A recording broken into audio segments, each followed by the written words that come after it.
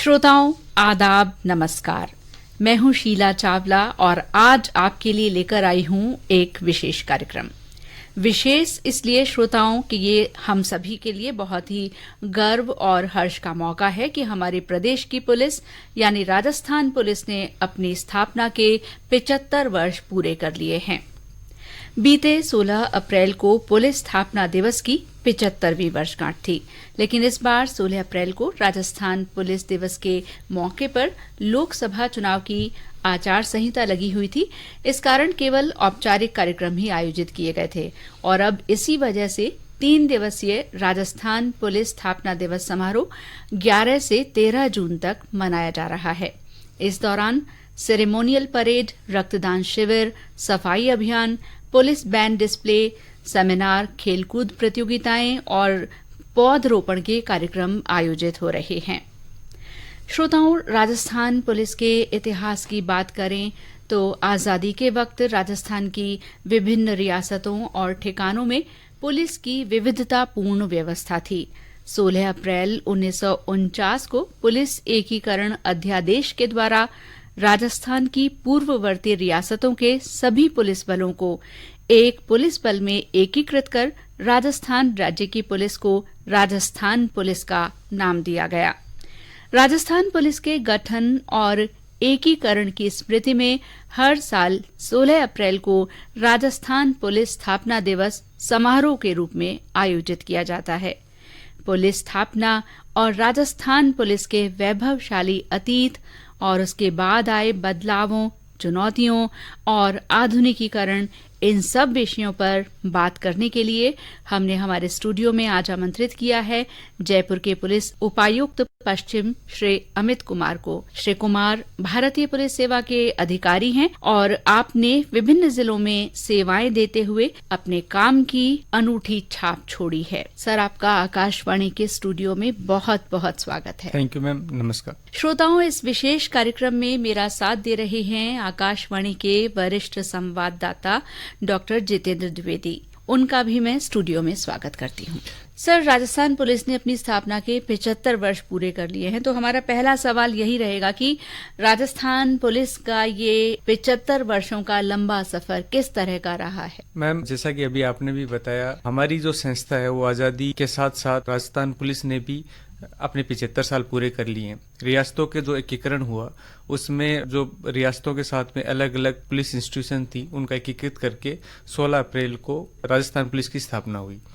आज भी जो राजस्थान पुलिस का चरित्र है वो जो विभिन्न आर्म कंपनीज हैं जिसमें मेवाड़ भील कॉर्प्स है, अलग अलग महाराणा प्रताप बटालियन है, वो अलग अलग वहाँ की क्षेत्रीय जो स्वरूप है उसको अपने भीतर समाये हुए। तो इस रूप में पिछले 75 साल में राजस्थान पुलिस ने एक संस्था के तौर पे अपने आप को मजबूती प्रदान की है और जो इनकी क्षेत्रीय विविधता है, जो संस्कृति है, उसका एक स्वरूप अपने अंदर समाया है। तो इस रूप में संस्था लगातार प्रगति कर रही है और एक संस्था के रूप में हम लोग आमजन में विश्वास बनाने में कायम रहे हैं। सर, एक लंबा सफर तय किया है। ये सफर के बारे में आपने बताया कि आमजन में विश्वास करने में हम सफल हुए हैं, लेकिन 21वीं सदी में हम प्रवेश कर चुके हैं। तो आधुनिकीकरण पर बात होती है कि पुलिस आधुनिकीकरण किस प्रकार हो रहा है, किस प्रकार नहीं हो रहा है और आधुनिकीकरण की बहुत जरूरत है। तो पुलिस का आधुनिकीकरण पिछले 75 वर्षों में कितना हो पाया है? जैसा कि पुलिस जो संस्था है वो समाज के अनुरूप ही चलती है। जैसा समाज का स्वरूप उसी के रूप में हम लोग बदलते रहते हैं। जैसे ही डिजिटल ट्रांसफॉर्मेशन शुरू हुआ 1991 के बाद में, ग्लोबलाइजेशन का दौर आया, उसके बाद में पुलिस में भी ये दौर देखा गया कि पुलिस ने भी अपने आप को समाज के साथ आधुनिकीकृत करना शुरू किया। हमारे सामने जो चुनौतियां उत्पन्न हुई या हमारे सामने जो नई संभावनाएं उत्पन्न हुई, जिसमें क्राइम को डिटेक्शन को लेकर या लॉ एंड ऑर्डर को मैनेजमेंट को लेकर, तो पुलिस ने अपने आप को नई चुनौतियों के अनुसार और नई अवसरों के अनुसार अपने आप को ढालना शुरू किया। मोटर गाड़ियों से लेकर रिकॉर्ड संधारण तक लेकर अपराधियों का पीछा करने तक लेकर सब में तकनीकी का समावेश किया गया। आज जो राजस्थान पुलिस है उसमें समस्त थानों के अंदर अत्याधुनिक वाहन है, उनका समावेश किया गया है। अभी जो नई रिस्पांस व्हीकल्स लाई गई हैं उसमें चारों तरफ कैमरे लगाए गए हैं जी। इसके अलावा अलग अलग ऐप लॉन्च की गई हैं, सोशल मीडिया प्लेटफॉर्म है, उसमें पुलिस की प्रेजेंस बढ़ाई गई है ताकि कोई व्यक्ति अगर अपने निवास स्थान पे भी नहीं है तो अपनी वो जनरल समस्या है या अन्य कोई अपराध संबंधी कोई बात है तो वो उच्च अधिकारियों तक सीधी वो पहुंचा सके। तो हर रूप में पुलिस ये प्रयास कर रही है कि ये आधुनिकृत समाज के साथ में हम लोग भी आधुनिकृत होकर आगे बढ़ पाए। सर, सूचना क्रांति जो है उसने एक नया आयाम दिया है सूचनाओं के तंत्र को। उसमें जब तक पुलिस तक सूचना पहुंचती है उतने में वो बहुत जगह तक वायरल हो चुकी होती है। तो ऐसे में पुलिस का रेस्पॉन्स टाइम जो है उसमें कितना फर्क आया है इस आधुनिकीकरण के साथ में? जो नया ट्रांसफॉर्मेशन हुआ इसने हमें मदद ही की है। बेसिकली पहले कोई भी सूचना पुलिस तक पहुंचने में बड़ा समय लगता था। आज लगभग सभी लोग एंड्रॉइड फोन का इस्तेमाल करते हैं, वो किसी न किसी सोशल मीडिया प्लेटफॉर्म पे हैं। जो मीडिया है, जो मेन स्ट्रीम मीडिया, उसका इंटरवेंशन बहुत ही अच्छे स्तर पर उसका पेनिट्रेशन हो गया है। तो कोई भी घटना अगर किसी भी इलाके में हो रही है तो वो सोशल मीडिया के थ्रू या मेन स्ट्रीम मीडिया के थ्रू पुलिस तक पहुंच जाती है। इसके अलावा हमारे अभय कमांड सेंटर्स हैं, उसमें कोई भी व्यक्ति फोन करके सूचना दे देता है। तो पुलिस को अब सूचना प्राप्त करने के अलग अलग फॉर्म में अलग अलग तरीके ऐसे इजाद हो गए हैं जिसमें पुलिस को सूचनाएं प्राप्त होने लगी हैं, जिससे हमारा रिस्पांस टाइम भी नोट होने लगा है। जैसे अगर कोई सूचना किसी भी सोशल मीडिया प्लेटफॉर्म के जरिए दी जा रही है या उसको ट्वीट किया जा रहा है तो पुलिस से अपेक्षा की जाती है कि पुलिस मिनिमम समय में उस पर रिस्पॉन्ड करे, और वो समय देखा भी जाता है। तो इसने कहीं ना कहीं हमारे रिस्पॉन्स टाइम को अच्छा किया और जिम्मेदारी और अधिक बेहतरी से हमारी सुनिश्चित की है। अमित जी, क्या लगता है कि जो आईटी का या मीडिया का बड़ा है, विशेष रूप से सोशल मीडिया, उसने पुलिस के सामने एक चुनौती भी पैदा की है, क्योंकि बार बार इंटरनेट की सेवाओं को रोकना पड़ा है और नकल गिरोह जैसे मामले सामने आते हैं। लॉ एंड ऑर्डर की सिचुएशन भी कई बार खराब हो जाती है क्योंकि कोई अफवाह फैल जाती है। तो इससे किस प्रकार डील किया जा रहा है और ये कितनी बड़ी चुनौती आप मानते हैं? इंटरनेट एक दो धारी तलवार है जो अपने आप में न्यूट्रल है। उसका इस्तेमाल करने वाला कौन है, यूजर कौन है, उसकी मंशा पे उस तकनीकी का प्रभाव प्रदर्शित होता है। तो अगर उसका यूजर जो है वो अगर गलत मंशा रखता है तो उसका अपराध की तरफ इस्तेमाल करेगा। यूजर की मंशा अच्छी हो तो उसी तकनीक का इस्तेमाल समाज की बेहतरी के लिए किया जाता है। तो जैसा कि अभी मैंने बताया कि हम अलग अलग तरीकों से अपना रिस्पांस टाइम अच्छा कर रहे हैं। बहुत सारे लोग इसी तकनीक का इस्तेमाल करके पुलिस को अच्छी अच्छी सूचनाएं भी देते हैं, अपराधियों के बारे में भी सूचनाएं देते हैं। वहीं पर इस तकनीक का दुरुपयोग भी किया गया है। अपराधी नए नए तरीकों के बारे में सीख रहे हैं जिसमें वो इस तकनीक की मदद से कहीं ना कहीं पुलिस से भागने का प्रयास करते हैं या दूर बैठकर क्राइम करने की कोशिश करते हैं, जहां तक पुलिस के लिए फिजिकली वहां तक पहुंचना दुर्लभ है या उनकी पहचान सुनिश्चित करने में पुलिस को समस्या उत्पन्न हो। तो इसका दुरुपयोग भी बढ़ा है, इस बात से इनकार नहीं किया जा सकता। ऐसे ही लॉ एंड ऑर्डर को लेकर भी ये समस्या उत्पन्न हुई है। पहले किसी भी विषय पर अगर कोई समाज में असहमति होती थी उसमें कई स्तरों पर चर्चाएं होती थी, उसके बाद में समाज अपनी नाराजगी व्यक्त करता था। आज ये हो गया है कि किसी भी सूचना को किसी भी तरीके से तोड़ मरोड़ कर अगर व्हाट्सएप में अलग अलग सोशल मीडिया प्लेटफॉर्म पर सर्कुलेट किया जाता है तो एक बहुत बड़ी भीड़ जो अपना दिमाग उस वक्त हो सकता है बहुत विवेक से इस्तेमाल नहीं कर पाए, उसको इकट्ठा करना बहुत आसान हो गया है। जिसको ड्राइव करने वाली कोई फोर्स नहीं है, जिसमें संवाद जिनमें दो तरफा नहीं हुआ, सिर्फ एक तरफा संवाद हुआ है। और जैसा कि सोशल मीडिया में जितनी भी कम्युनिकेशन है वो बिजली की गति से होता है, तो ऐसे में वो अचानक आ जाने वाली भीड़ जो झूठी सूचना या झूठे तथ्यों के आधार पर इकट्ठी हुई है, तो वो एक लॉ एंड ऑर्डर चुनौती उन्होंने उत्पन्न की है, जिसका हम लोग कई स्तरों पर हम प्रयास कर रहे हैं कि पुलिस उनसे निपटे। और जैसे ही इस तरह की कोई सूचना है तो हम उससे उसका खंडन करने में या उसको जो प्रसारित कर रहा है उसके ऊपर हम अपनी कोशिश करें कि उसको मिनिमाइज कर पाएं। सर, आपने बोला कि तकनीक के साथ में अपराध जो हैं वो नए तरीके से होने लगे हैं। हम ये भी जानना चाहेंगे कि साइबर अपराध भी बहुत होते हैं, आम जनता इनसे प्रभावित होती है, साथ ही साथ ऑनलाइन वित्तीय फ्रॉड ये भी बहुत ज्यादा हो रहे हैं। तो इन सब तरह के अपराधों से, खासकर साइबर अपराधों से निपटने के लिए राजस्थान पुलिस ने क्या विशेष व्यवस्था कर रखी है? जैसा कि तकनीक के इस ट्रांसफॉर्मेशन में साइबर फ्रॉड भी बढ़े और अन्य तकनीक के इस्तेमाल से होने वाले अपराध बढ़ने लगे। साइबर फ्रॉड ये पूरे देश के सामने ही चुनौती बन गया है। जो प्रॉपर्टी ऑफेंस को हम बोलते थे पहले, चोर, नकबजन या डकैत या लुटेरे जो होते थे, जो लोगों के साथ में कोई वारदात करके इस तरह की हरकत करते थे, आज एक व्यक्ति दूर बैठा आपके बैंक अकाउंट में सेंध मार सकता है और आपकी जीवन भर की कमाई को एक क्लिक के साथ में बाहर निकाल सकता है। तो निश्चित रूप से चुनौती है। वो व्यक्ति कितनी दूर बैठा है और जब तक उस तक हाथ पहुंचेंगे तब तक पैसे का विड्रॉल भी हो जाता है। तो निश्चित रूप से एक चुनौती उत्पन्न हुई है, जिसके लिए हमारे राज्य ने प्रयास किया है कि प्रिवेंटिव एक्शन से लेकर हम लोग हेल्पलाइन नंबर जारी किया है। उसके साथ साथ में हम लोगों ने ये प्रोसेस भी शुरू किया है कि जैसे ही किसी भी विक्टिम की कोई सूचना हम तक पहुंचती है किसी भी माध्यम से, भले ही हेल्पलाइन के माध्यम से या वो व्यक्ति फिजिकली थाने में पहुंचता है, तुरंत उसके पैसा होल्ड कराने की प्रक्रिया आरंभ की जाए और पैसा होल्ड होने के बाद में रिवर्ट कराने की प्रोसेस जारी की जाए। जो जिन अपराधियों का चिन्हीकरण हो गया, अभी पिछले 5-6 महीने पहले राजस्थान पुलिस ने एक संयुक्त रेड पूरे स्टेट में की, जिसमें ऐसे अपराधियों का चिन्हीकरण करके जो बार बार साइबर अपराध करते हैं उन पे कई सारे मुकदमे अलग अलग जिलों में हुए। तो राजस्थान पुलिस लगातार प्रयास कर रही है। अभी भरतपुर में भी जितने भी साइबर फ्रॉड करने वाले लोग हैं उन पे पुलिस अच्छी कार्रवाई कर रही है। तो पूरे प्रदेश में देखने में आ रहा है कि राजस्थान पुलिस जो है तो साइबर फ्रॉड को लेके हाई अलर्ट है। दूसरे तरह के अपराध जो तकनीकी के इस्तेमाल से हो रहे हैं, जैसे अभी एक जयपुर पुलिस में कोई दिल्ली के 2 बच्चे जो घर से भागे, वो सोशल मीडिया के थ्रू एक दूसरे से जुड़े और उसके बाद में वो खाटू श्याम जी पहुंचते हैं, उसके बाद में भटकते भटकते जयपुर पहुंचते हैं, फिर जयपुर पुलिस ने उनको दस्तयाब करके दिल्ली पुलिस को सुपुर्द किया। तो आज युवा जो है इन तकनीक के इस्तेमाल से अनजान लोगों से, जिनको वो जानता भी नहीं है, उनके साथ में वो मिल जाता है, उनसे वार्तालाप करने लगता है। पेरेंट्स कि उन बच्चों पे नजर बहुत कम है, ऐसे में उनके साथ अपराध घटित होने की संभावना बहुत अधिक बढ़ जाती है।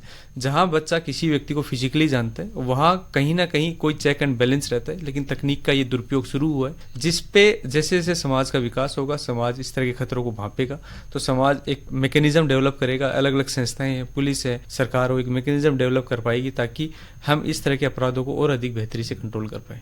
सर, साइबर ठगी को रोकने के लिए या ऑनलाइन ठगी को रोकने के लिए पुलिस की तरफ से क्या प्रयास किए जा रहे हैं, इसके बारे में आपने जानकारी दी, लेकिन आम लोगों को किस प्रकार इससे बचना चाहिए, उन्हें क्या करना चाहिए, क्या सावधानी रखनी चाहिए, इसके बारे में बताएंगे तो लोगों को लाभ होगा। आमतौर पर जितने भी तरह के साइबर फ्रॉड होते हैं वो अगर हम पुराने काल से भी देखें, लोग धोखाधड़ी करने के लिए लुभावने वादे करते हैं जी। वो सिर्फ मैकेनिज्म चेंज हुआ है। पहले लोग फिजिकली आके आपसे लुभावने वादे करते थे कि आप इतना पैसा लगाओगे तो आपको इतना मिल जाएगा।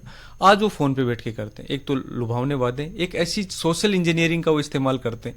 जैसे अभी एक नई चीज उन्होंने ये शुरू की है कि आपका बच्चा कहीं अरेस्ट हो गया तो आप इतने रुपए अकाउंट में डलवा दीजिए, जिसको हम बोलते हैं पैनिक क्रिएट करवा के पैसे का ट्रांसफर करवाना जी। तो ये चीजें पहले भी होती रही हैं। सोशल इंजीनियरिंग में मतलब एक तो हम किसी भी चीज को जब तक खुद फिजिकली वेरीफाई नहीं कर लें हम पैनिक में नहीं आए, दूसरा किसी भी तरह के लुभावन में नहीं आए। 2 ही तरीके हैं जिससे साइबर फ्रॉड करने वाले लोग इन 2 तरीकों के अलावा कोई तरीका इस्तेमाल नहीं करते। एक, हम किसी के साथ भी ओटीपी शेयर नहीं करें। अगर इन 2-3 चीजों का ध्यान रखें तो हम साइबर फ्रॉड से बहुत हद तक बच सकते हैं। एक हनी ट्रैप के मसले भी बहुतायत आए हैं पिछले कुछ समय को देखें कि ऑनलाइन किसी से चैट करके बात करके और उससे हनी ट्रैप करके उनसे पैसा ऐंठा जाता है। ये जैसा कि मैंने बताया कि सोशल इंजीनियरिंग करके इंसान की जो मूल प्रवृत्ति है वो ये है कि वो विपरीत लिंग के प्रति आसानी से प्रभावित हो जाता है। तो वो व्यक्ति की जो इस तरह की चाह है उसको एक्सप्लॉइट करना और फिर ये फेक प्रोफाइल क्रिएट करना फेसबुक के माध्यम से, उसमें जो लड़का है वो लड़की बन के बात करता है और फिर इस तरह का सेक्सटोर्शन करता है। तो पुलिस उसमें एक तो ये सलाह देती है कि इस तरह आप जिन लोगों को जानते नहीं उनके साथ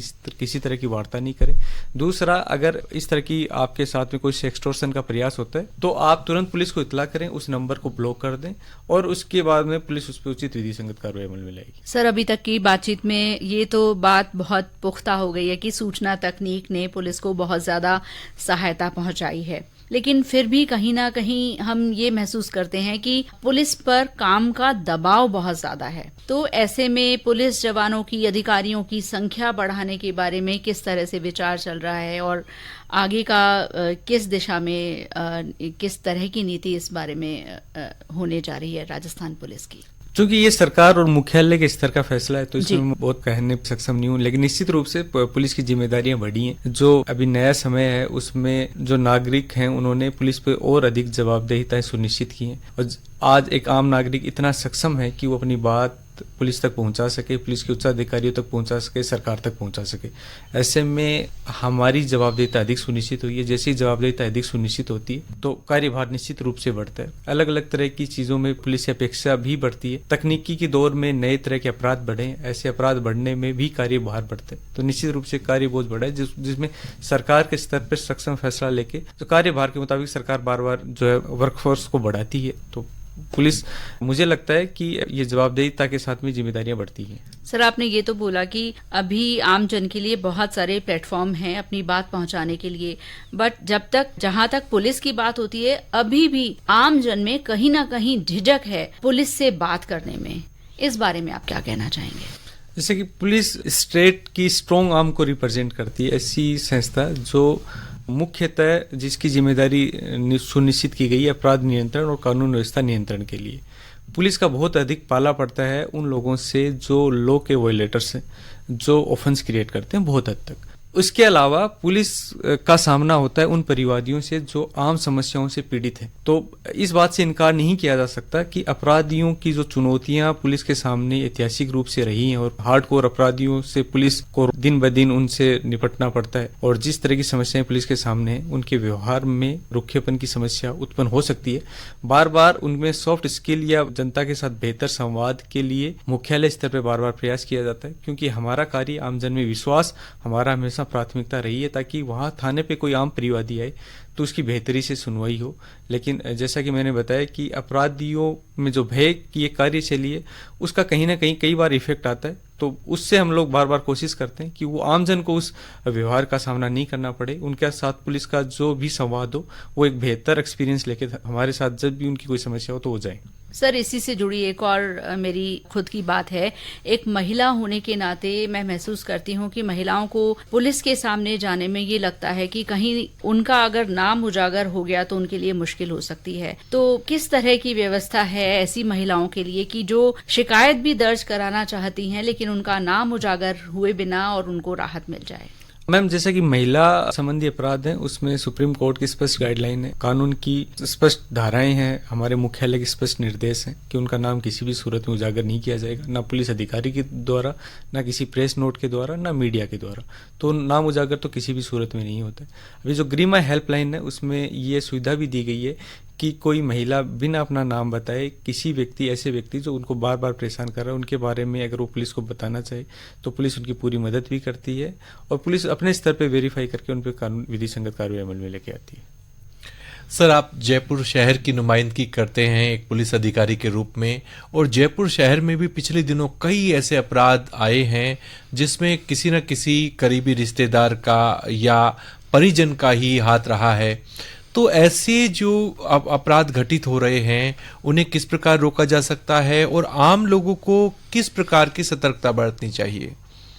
जैसा कि ग्लोबलाइजेशन के बाद में शहरीकरण भी बढ़ रहा है, तो हम शहरीकरण के साथ में एक आम समस्या उत्पन्न ये होती है कि रोजगार की तलाश में लोग जो शहरों में आकर बस गए हैं उनका सोशलाइजेशन कहीं ना कहीं कई स्तरों पे कमजोर भी हो गया। ऐसे में नैतिक मूल्यों के सामने एक चुनौती उत्पन्न हुई है। ऐसे में किसी निजी जानकार द्वारा इस तरह का अपराध किए जाने की संभावना बढ़ जाती है।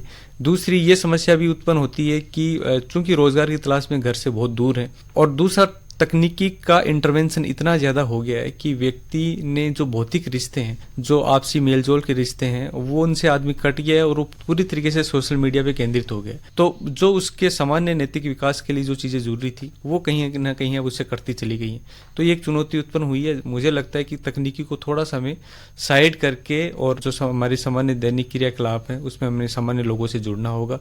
जो संवाद एक स्वस्थ समाज में होना चाहिए वो संवाद दोबारा कायम करना पड़ेगा, तभी इसका समाधान है। सर, आपने इस चर्चा की शुरुआत में नाम लिया था अभय कमांड सेंटर का, तो हम उसके बारे में जानना चाहते हैं कि वो क्या है, किस तरह से काम करता है और आम जन उसमें किस तरह से जुड़ सकते हैं या अपनी भागीदारी निभा सकते हैं। अभय कमांड के माध्यम से एक तो मैम हम 100 नंबर पे कोई भी अगर इतला देते हैं तो उसके माध्यम से पुलिस का रिस्पॉन्स विकल्प तुरंत वहां से रवाना होकर आम नागरिक तक पहुंचता है, ताकि ये सुनिश्चित किया जा सके कि कोई इमरजेंसी सिचुएशन में तुरंत राहत पुलिस प्रदान करे। दूसरा, अन्य कोई भी समस्या, कोई एक्सीडेंट की इतला है, कोई आग लगने की सूचना है, उसको भी इसी कमांड के माध्यम से अन्य जो कमांड सेंटर हैं उनके साथ में लाइजन करके पुलिस, जैसे भले कलेक्ट्रेट कंट्रोल रूम है और कोई फायर कंट्रोल रूम है, उनसे हम संवाद स्थापित करके वो लाइजनिंग का काम पुलिस करती है। दूसरा, अभय कमांड के कैमरे जगह जगह लगे हुए हैं, तो शहर के जो भी बड़े मार्ग, बड़े चौराहे, बड़े बाजार, उसमें पुलिस लगातार ये नजर रखती है कि कोई अपराध इस तरह का अगर घटित हो रहा है उसको किस तरीके से, एक तो हम लोग प्रिवेंटिव स्टेप में भी ये देखते हैं, उन कैमरों को लगातार हमारी टीम देखती रहती है। तो कहीं इंटरवेंशन करने की जरूरत पड़ती है, लग रहा है कोई झगड़ा होने की संभावना है, तो पुलिस स्यू मोटो भी वहां पहुंचती है। दूसरा, कोई अपराध होने के बाद में कैमरों के माध्यम से कई बार कोई वाहन निकला है तो हमें उनका एंट्री और एग्जिट रूट प्लान करने में मदद मिलती है और उससे हम अपराध को डिटेक्ट कर पाते हैं। सर, कई तरह के ऐसे अपराध हैं जिनका सामाजिकरण हो चुका है, समाज उन अपराधों को स्वीकार कर चुका है, उससे पुलिस के सामने एक बड़ी चुनौती वो खड़ी हो जाती है। इस प्रकार के क्या इस प्रकार के अपराध है जिनका सामाजिकरण हो चुका है और वो जो पुलिसिंग है उस पर किस प्रकार का प्रभाव डालते हैं? अपराधों के समाजीकरण का विषय सबसे गंभीर विषय है, जिसमें पुलिस से अधिक कहीं ना कहीं समाज की अन्य जो संस्थाएं, स्वायत्त संस्थाएं, एनजीओज हैं या नागरिक संस्थाएं हैं, उनकी जिम्मेदारी और अधिक सुनिश्चित होती है। मेरा झालावाड़ में पद स्थापन था तो कुछ ऐसी बस्तियां थी जिन्होंने चोरी को अपना पेशा बना लिया। उससे उनकी आम शोहरत कमजोर हो गई उन बस्तियों की, और उसके बाद में ये हुआ कि लोगों ने उनको रोजगार देना बंद कर दिया जी। अब वो लोग लगातार चोरी कर रहे हैं, चोरी के बहुत सारे मुकदमे हो गए, छोटी छोटी चोरियां करते हैं। ठीक ऐसे कोटा में जब मैं एसएचओ था अनंतपुरा, तो वहाँ एक गांव था, उस गांव में लोग पीढ़ियों से शराब निकाल रहे हैं, दादा से पिता फिर पोते, पूरा गांव का गांव शराब निकालते हैं। अब जैसे उस गांव में उनको शराब निकालना गलत नहीं लगता, उनको लगता है ये ठीक है, क्योंकि किसी भी अपराध के प्रति व्यक्ति में एक मूल ग्लानि का भाव आना चाहिए कि ये अपराध है। अगर वो व्यक्ति वो फील नहीं करे ये अपराध है, तो उस अपराध को करने में उसको हिचक नहीं होगी। और जब हम लोग उनसे संवाद करते हैं तो ऐसा लगता है कि इनके अंदर कोई अपराधी होने का भाव ही नहीं है, उनके अंदर फ्रस्ट्रेशन है इस चीज को लेकर, पुलिस उनको क्यों पकड़ रही है। तो इसका एक आम उदाहरण दहेज प्रथा है। जैसे दहेज प्रथा को भले ही हमने कानून की किताबों में अपराध बना दिया, लेकिन अभी तक इसका समाजीकरण है और दहेज लेना लोगों को अभी तक अपराध नहीं लगता। तो जो मैं कुछ बस्तियों में चोरी की बातें बता रहा हूँ, कुछ में शराब निकालने की बातें, कहीं कुछ और हो सकता, वहां उनकी चेतना में ये अपराध नहीं रहा, और वहां साख सुधारने की जिम्मेदारी किसी एक व्यक्ति पर सुनिश्चित नहीं की जा सकती कि कोई एक व्यक्ति ये पहल करे। इसके लिए अब इंटरवेंशन करना पड़ेगा नागरिक संस्थाओं को, वहाँ के एनजीओज को, प्रशासन को, सबको, ताकि उनको उससे बाहर निकाला जाए, उनको वैकल्पिक अन्य जितनी भी चीजें वहाँ के रिहेबिलिटेशन के लिए जरूरत हो वो दी जाए, क्योंकि उनको उस चीज से मुक्त करने की जिम्मेदारी भी हम सबकी सामूहिक रूप से है। ऐसे में जहाँ अपराध का समाजीकरण हो जाता है, वो चुनौती पुलिस से कहीं अधिक बढ़ के वो समाज के सामने उत्पन्न हो जाती है जी। तो उनको उससे निकालना हमारी सबकी सामूहिक जिम्मेदारी सुनिश्चित होती है। सर, आपने बहुत बड़ी बात कही है कि समाज की भी जिम्मेदारी बराबर की होती है। एक और सवाल सर मेरे जहन में आ रहा है कि टेक्नोलॉजिकल जो ट्रांसफॉर्मेशन है उसने अपराध और कानून व्यवस्था को किस तरह प्रभावित किया है। जैसे ग्लोबलाइजेशन के दौर के बाद की बात हम करें और अभी पिछले 5-10 साल की बात करें, तो अभी बहुत सारे अपराध जो हैं वो युवा केंद्रित हो गए हैं। अगर हम संगठित अपराध की भी बात करें तो उसमें छोटे छोटे नाबालिगों का सहयोग लिया जा रहा है। ऐसे ही जैसा अभी मैंने एक दिल्ली का इंसिडेंट बताया जिसमें 2 नाबालिग दिल्ली से निकले, वो सोशल मीडिया के माध्यम से जुड़े, एक दूसरे को जानते भी नहीं है, और उसमें किसके साथ कैसी वारदात हो जाए उस संभावना से इनकार नहीं किया जा सकता। तो बहुत सारे अपराध अब जो है सोशल मीडिया के माध्यम से लोग कनेक्ट होते हैं और वो एक दूसरे को व्यक्तिगत तौर पे जानते नहीं है, और बहुत सारी आपराधिक गतिविधियों के लिए सोशल मीडिया या बहुत सारी चीज़ों के कम्युनिकेशन के लिए इनका इस्तेमाल डिजिटल का हो रहा है। ऐसे ही कानून के 2 पहलू, दूसरा जो लॉ एंड ऑर्डर है अपराध के अलावा, लॉ एंड ऑर्डर में भी ये देखने में है कि जो डिजिटल ट्रांसफॉर्मेशन हुआ है उसने लोगों को केंद्रित करने की शक्ति कहीं अधिक बढ़ा दी है। अब वो केंद्रीकरण की शक्ति, उनको इकट्ठा करने की शक्ति, लॉ एंड ऑर्डर में सबसे बड़ी चुनौती है कि कितनी जल्दी से लोग इकट्ठा हो सकते हैं। अब उस भीड़ का स्वरूप नहीं रहा, किसी भी तरह की भीड़ आ सकती है और उस भीड़ को लाने वाला कोई लीडर नहीं है जो उनको कंट्रोल करता। उस भीड़ में कोई चेहरे नहीं है, कोई जानकारी नहीं है, किस एरिया से हैं वो पता नहीं है, वो अचानक भीड़ इकट्ठा हो जाती है, तो उसको कंट्रोल करना पुलिस के लिए बड़ी समस्या उत्पन्न हो गई है। तो ऐसे में अपराध और कानून व्यवस्था दोनों को लेकर भारी चुनौतियां इस टेक्नोलॉजिकल इंटरवेंशन से या ये ट्रांसफॉर्मेशन से हुई है। लेकिन इसका एक अच्छा फायदा हमें ये हुआ है कि जो व्यक्ति कहीं इनका इस्तेमाल करता है डिजिटल वर्ल्ड का, तो डिजिटल फुटप्रिंट क्रिएट होते हैं, तो अपराध होने के बाद में उनको ट्रैक करना भी हमारे लिए उतना इजी हो गया है कि कोई व्यक्ति कहाँ पहुंचा तो कैसे पहुंचा है। तो वो एक पुलिस को सहूलियत हुई है। जहां इनके दुरुपयोग की बात है तो हम लगातार ऐसी एसओपी डेवलप कर रहे हैं ताकि इनको और अधिक हम मजबूती से नियंत्रित कर पाए।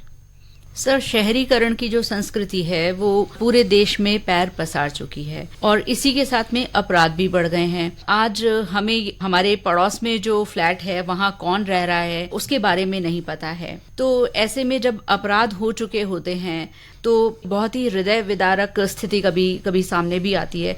इन सब से बचने के लिए खासकर फ्लैट में रहने वाले जो लोग हैं वो किस तरह के बचाव या सुरक्षात्मक उपाय अपना सकते हैं? जैसा कि मैम, जैसे जैसे भारत एक विकासशील राष्ट्र से विकसित राष्ट्र की ओर अग्रसर हो रहा है, तो विकास एक मानव की बुनियादी आवश्यकता है और व्यक्ति अपने विकास की तरफ बढ़ेगा ही, और शहरीकरण जो है वो विकास की ओर हमें ले जाता है। तो शहरीकरण होना है और वो बढ़ना भी है। शहरीकरण से जो चुनौती उत्पन्न हुई है उसका एक समाधान ये हो सकता है कि जो अलग अलग सोसाइटीज बन रही है उसमें लोग छोटे छोटे गांव विकसित करें उसमें वो परिवारों की तरह रहे जैसे हम गाँव में रहते थे, ढाणियों में रहते थे। तो अब ये सोसाइटी कल्चर अलग अलग शहर के अलग अलग भागों में दिखाई भी पड़ता है। अभी मेरा भाई भी किसी एक सोसाइटी में जयपुर में ही रहता है। जब मैं उनकी सोसाइटी में गया तो मुझे ऐसा ही फील हुआ कि एक छोटा सा गांव है जिसमें कोई 200 परिवार बसे हुए हैं। तो ये छोटी छोटी सोसाइटी कहीं ना कहीं हमें दोबारा उस कल्चर की तरफ ले जाएंगे जहां हम लोग आपसी मेल जोल से रहते हैं, आपसी एक दूसरे के त्यौहार बनाते हैं, एक दूसरे के दुख दर्द में काम आते हैं, एक दूसरे की खुशी को हम साझा करते हैं। तो इसका यही समाधान है कि अधिक से अधिक हम ग्रुपिंग करें और अधिक से अधिक सोशलाइजेशन करें। सर, एक बात और है कि अभी आने वाली 1 जुलाई से ही 3 नए आपराधिक कानून लागू होने जा रहे हैं। तो इनके क्रियान्वयन के संबंध में राजस्थान पुलिस की तरफ से किस तरह की तैयारी है?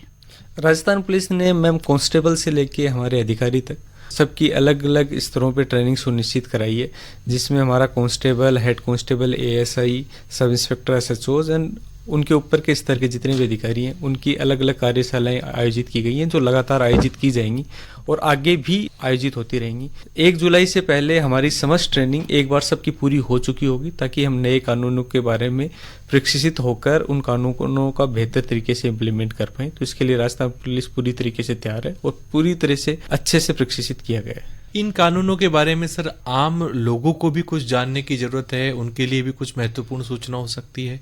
ये पुलिस, चूंकि अभी पुलिस का प्रशिक्षण चल रहा है, निश्चित रूप से पुलिस मुख्यालय आम लोगों के जो दिन ब दिन दैनिक जीवन में जो काम आने वाले कानून है उनके बारे में कुछ फ्लायर्स तैयार करके उनमें, जैसे हम साइबर फ्रॉड के बारे में अवेयर करते हैं, वैसे इन कानून जो सामान्य लोगों को जानना चाहिए उसके बारे में निश्चित रूप से अवेयर किया जाएगा, जिससे व्यक्ति को अपने रोजमर्रा के अधिकार पता रहे। सर, बहुत बड़ी संख्या में श्रोता हम इस कार्यक्रम को सुन रहे हैं, तो आपका उनके लिए क्या संदेश होगा? मेरा राजस्थान पुलिस की ओर से मैम उनको यही संदेश है कि हम लोग पूरी कोशिश करते हैं कि आमजन में भरोसा बनाए रखें और अपराधियों में भय करने के लिए अपना बेहतर प्रयास करें। आमजन में विश्वास के लिए और अपराधियों में भय के लिए हमारी एक एक्सटेंडेड आमजन भी है, क्योंकि जब हम पुलिस अधिकारी के तौर पे कार्य करते हैं तो हमें बहुत सारी सूचनाएं आमजन से प्राप्त होती हैं, उससे हम बेहतर कंट्रोल कर पाते हैं। तो हमें जरूरत है कि अपराधियों में भय के लिए आप भी अपना एक कदम आगे बढ़ें। बहुत सारी चोरी, नकबजनी, लूट, डकैती, वो आमजन के सहयोग से ही हम अपराधियों तक पहुंच पाते हैं। और जैसे ही अपराधियों में भय पुलिस का कायम होता है, उससे आमजन में विश्वास को बल मिलता है। तो एक तरह से हम भी आपको एक एक्सटेंडेड फॉर्म ऑफ पुलिस ही मानते हैं। तो मैं सबसे अपील करता हूं कि आप भी पुलिस की तरह हमारी मदद करें, ताकि हम और बेहतर तरीके से आपकी सेवा कर पाएं। सर, आपने अपने कर्तव्य पथ के अमूल्य समय में से हमारे श्रोताओं के लिए, हमारे इस विशेष कार्यक्रम के लिए कुछ पल निकाले। आपका हृदय से आभार। Thank you ma'am. श्रोताओं, अब शीला चावला को कार्यक्रम समाप्त करने की इजाजत दीजिए। नमस्कार।